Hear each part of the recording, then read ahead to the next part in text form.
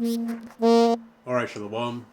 Once again, all praises, honor, and glory unto the Most High, Yahweh Ba'asham Yahushai Ba'asham Rakakwadash.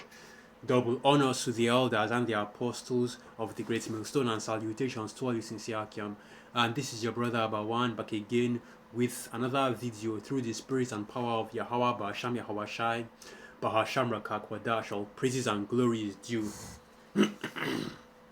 And this is a video from one of the brothers from the Detroit camp. The Apostle Taha actually re-uploaded it or reposted it, right? And it's a beautiful video, right?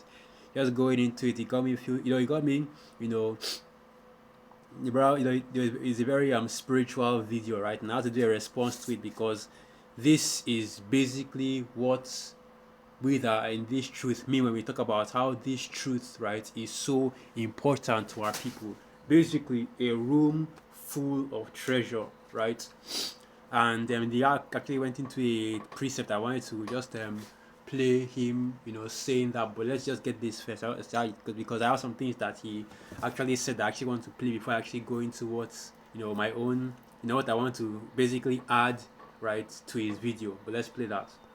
Which another brother posted this, and I actually shared my vision, my testimony with that brother, and he had something, a dream that was a little similar.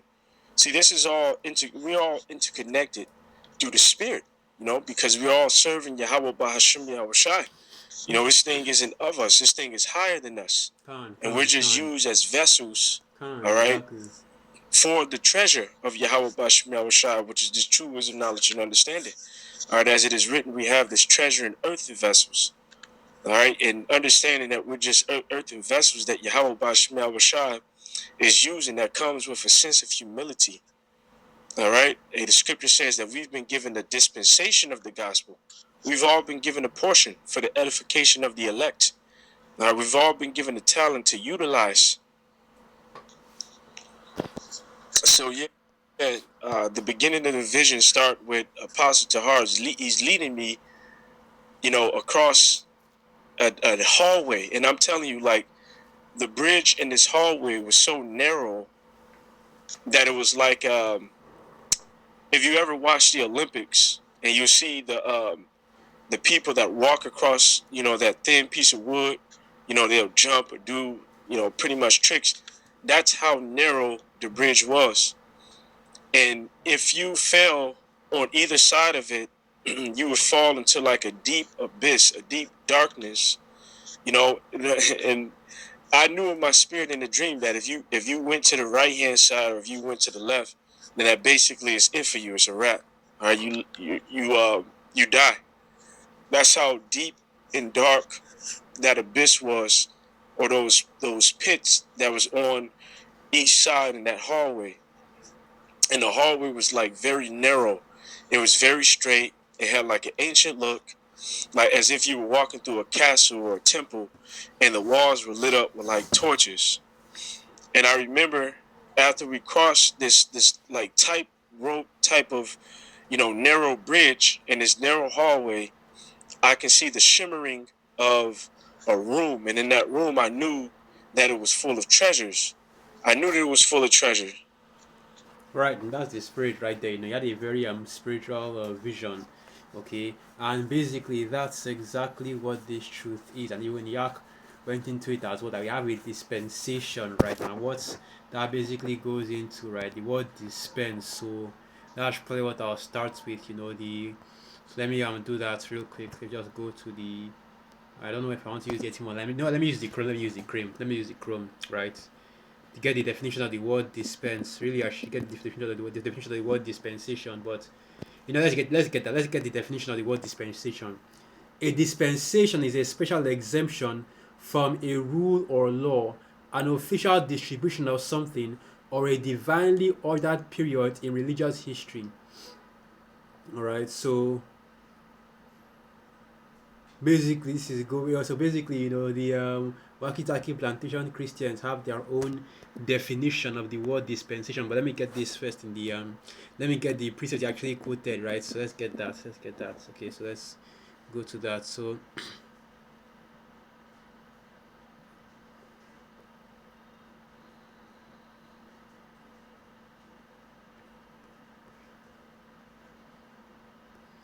So yeah, it is.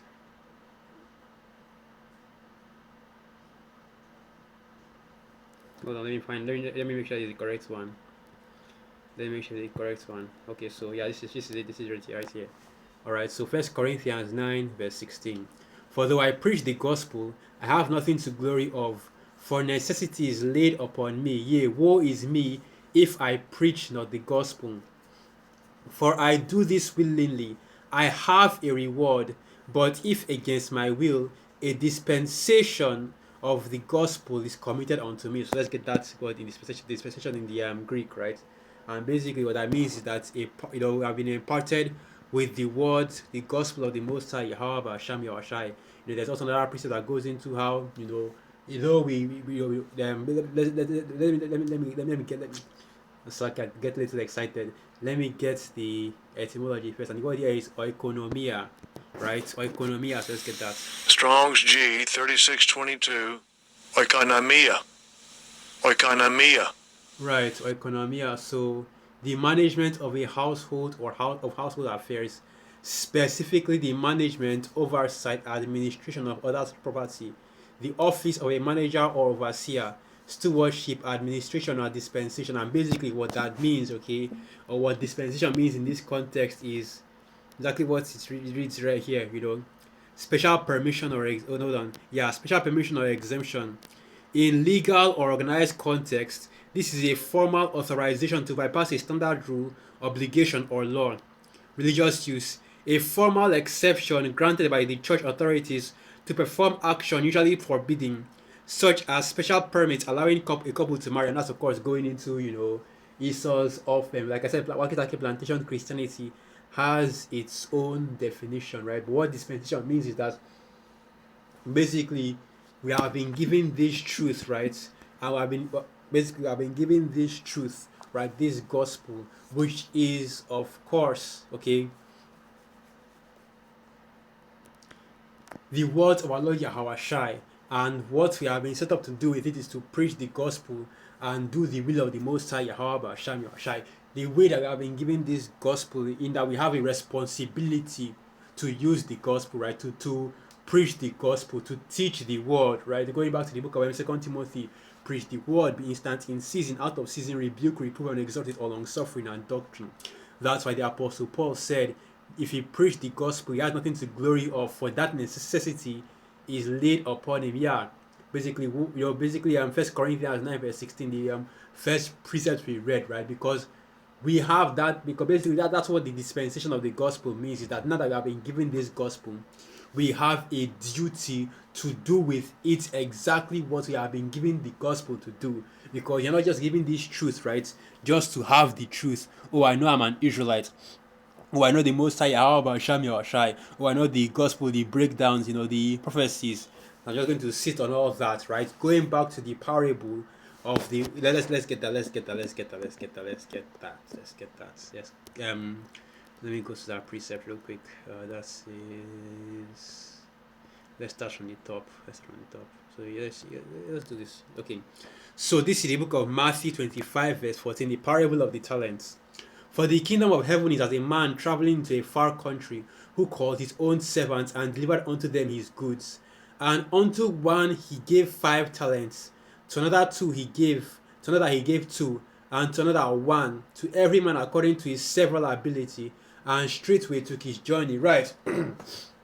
As the Apostle Paul said, you have a dispensation of the gospel. And this is a parable of our Lord Yahushua that's basically going into the same thing, right? You have received this gospel, right, in according to the several ability of each man. Some men have a higher what's I'm looking for, a higher measure of the truth than others do, right? The brothers that are can get deeper into the scriptures, get deeper into the breakdowns, and deeper into the prophecies and all of that. The brothers that can that aren't really as deep as some other brothers when it comes to the gospel, right? When it comes to this truth, right? But every man is given the gospel according to his several ability, right? So when those talents are given, right, you can't just sit on it. You can't just sit on it.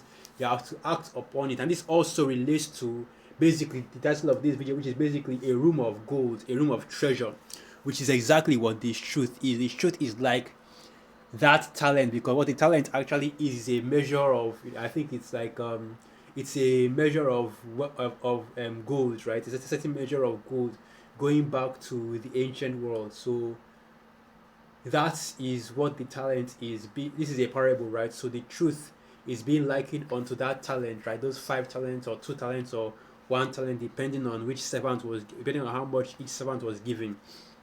So let's go into it. Matthew 25, verse 16.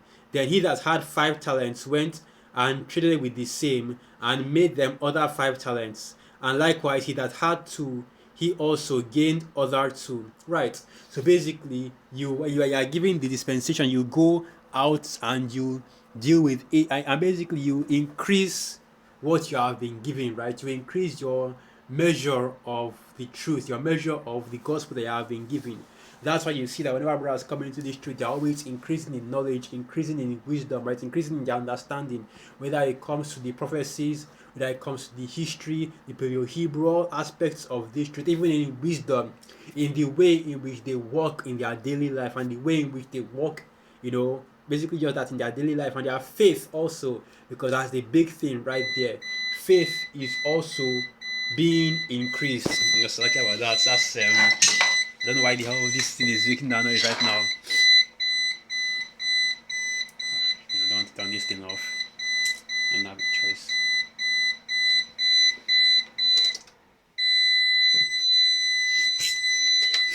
I don't know what the hell is wrong with this thing. Anyways, like about that. Now the UPS. Like I was saying, right? Your faith, which is the most important thing, becomes increased. Yeah, and that's why you see that brothers grow when they come into this truth. Have more understanding and have more wisdom in dealing with things of this world, right? Because you already know if you are in this truth how we deal with the things of this world, man. Use the world that's not abusing it, as the scriptures say. But yeah, Matthew 25, verse 7, verse 18. But he that had received one went and digged in the earth and hid his Lord's money. After a long time, the Lord of those servants cometh and reckoneth with them. And he that had received 5 talents came and brought other 5 talents, saying, Lord, thou deliverest unto me 5 talents. Behold, I have gained beside them 5 talents more.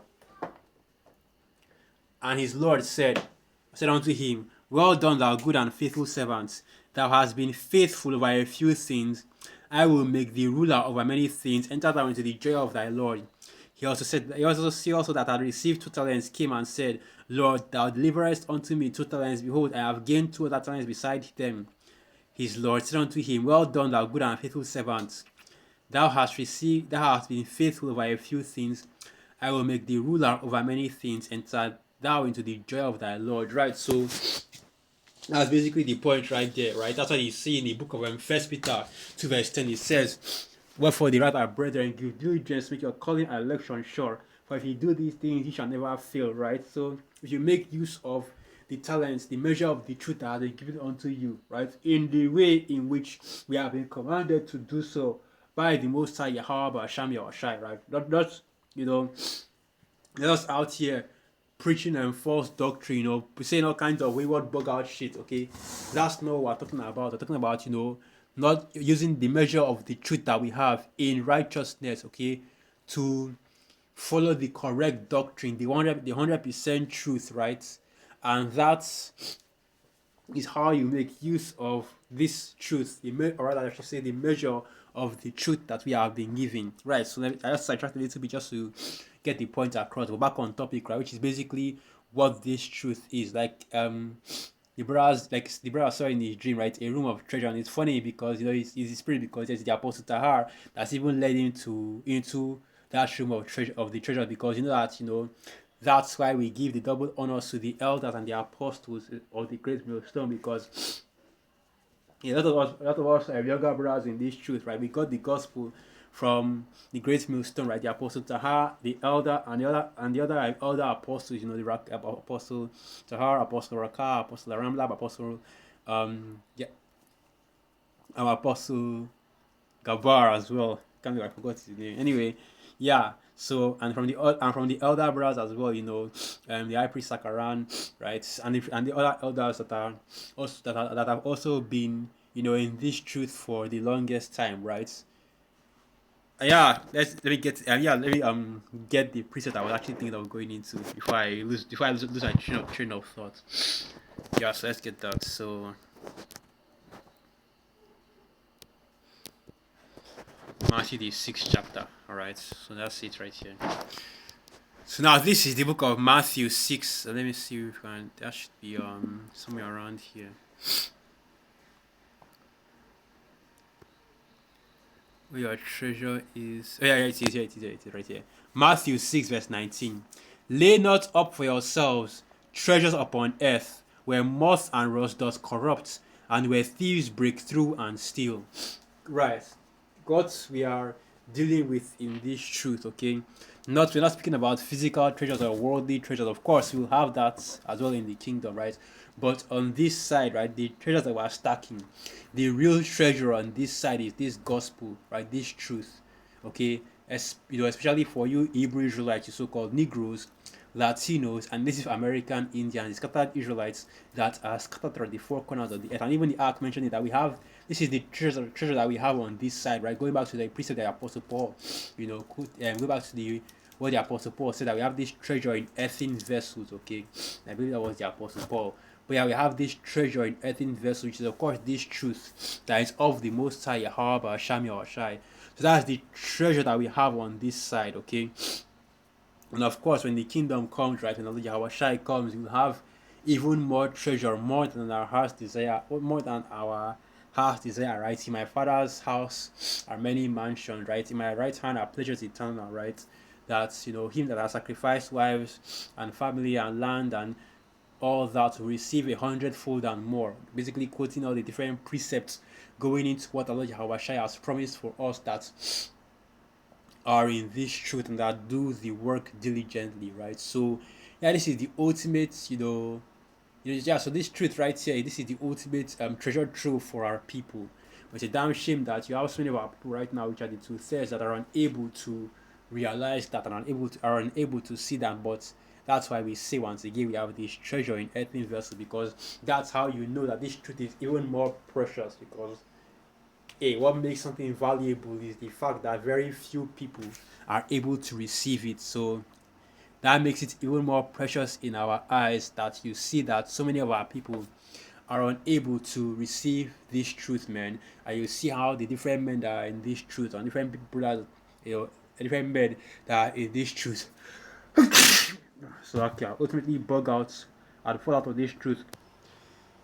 So like, yeah, about that. Anyway, Matthew 6, verse 20. But lay up for yourselves treasures in heaven, where neither moth nor rust doth corrupt, or where thieves break through nor steal. For where your treasure is, there will your heart be also. And the truth is that treasure for our people. That's your so-called the Israelites, that is so-called Negroes, Latinos, and Native American Indians, the scattered Israelites that are scattered around the four corners of the earth. Because even more so than riches, like the scripture says, right, this truth is a defense, especially for the terrors that are coming in these last days, right? That going into that reminds me of the book of let's get that. So yeah, this is the book of Isaiah 33, verse 6. And wisdom and knowledge shall be the stability of thy times and strength of salvation. The fear of Yahweh is his treasure. And that's basically what like I said, that's basically what that reminds me of, right? The wisdom and knowledge and understanding of these truths being with us, right? It comforts you. It gives you, like it says, wisdom, knowledge, and understanding. Wisdom, knowledge, and understanding. Because when you know something, right, and you know that you know what can happen and what can't happen, so okay, you are calm, right? So when the people of this world start pushing their weird ass, doctrines and ideologies and weird ass, theories about what's going on the earth, right? You know that that's not what's going to happen, because we have the gospel with us, okay? And we know that the words of the Most High Yahweh Shami or Shai are the 100% truth, man. And those are the true, and those are the true, those are like I should say, that is the truth, okay? And nothing that the Most High Yahweh Shami or Shai has said will not, as I said, will not happen, will happen, okay? Alright, see that. Yeah, nothing that the Most High, however, Hashem Yahushua said will not happen, will happen. So we have the comfort in the knowledge that we have that 100% truth of the Most High, and that is a treasure right there, right? Especially on this side, especially when you realize that, you know, another factor to consider, that the treasures of this world and that the riches of this world are temporary, right? Let's see if I can find our precepts.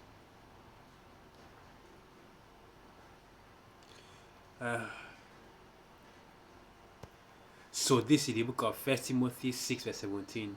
Charge them that are rich in this world, that they be not high-minded, nor trust in uncertain riches, but in the living power, who giveth us richly all things to enjoy. Right.